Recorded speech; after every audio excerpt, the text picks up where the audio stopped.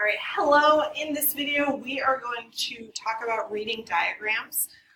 We're going to talk about three things: congruent segments, congruent angles, and perpendicular lines. The first thing we're going to talk about is congruent segments, which are segments that are the same length.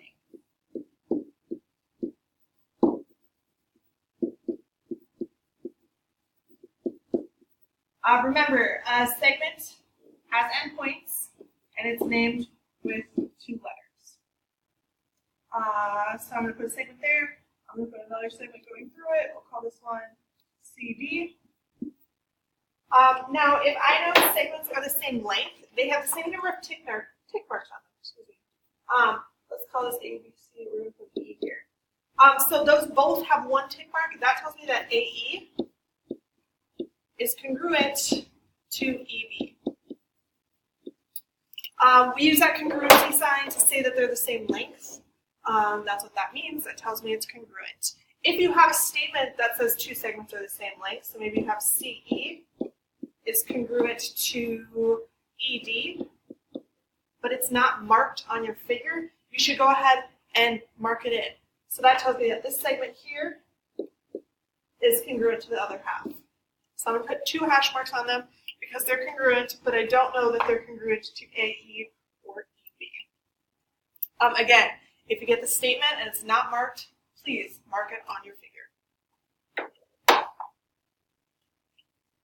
The next thing we're talking about are congruent angles. These are angles that have the same measure.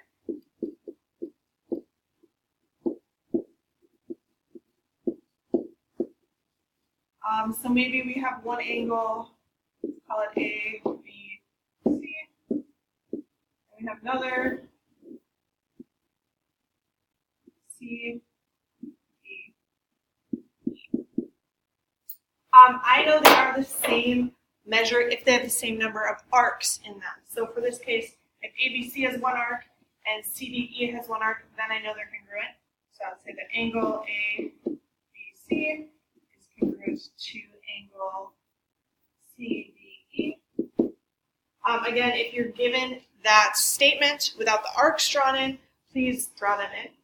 They may also have a little hash mark on their arcs. If they have the same number of tick marks or hash marks on the arcs, then they're congruent. Right now, as they are, these wouldn't be congruent. You can also write them with more than one arc. So if I add a second arc to that one, now for sure they aren't congruent. They're totally different. Again, if you're given a statement like this guy, go ahead and mark it into your picture. Put a little arc in each one that's congruent. The last thing we're going to talk about are perpendicular lines. These are lines that cross at 90 degrees.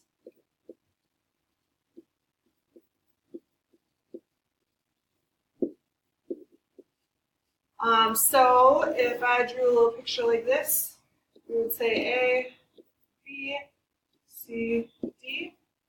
Those would be perpendicular, and generally perpendicular is noted with that little square in the corner. That means you have a right angle.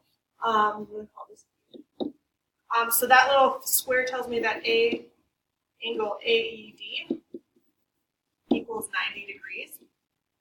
It also tells me that AB,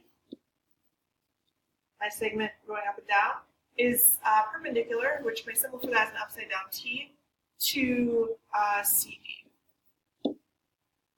Again, if they give you this statement, you should draw it into your figure. So I would go ahead and add my little square in. And actually, since it's perpendicular, there's like squares on every side here. All of these angles are right angles. You only really have to draw one in. It wouldn't really matter which one. But just as long as you know that the two lines are perpendicular, you are good to go. That's all I have for you for reading diagrams. If you have questions, please talk to me, and we will get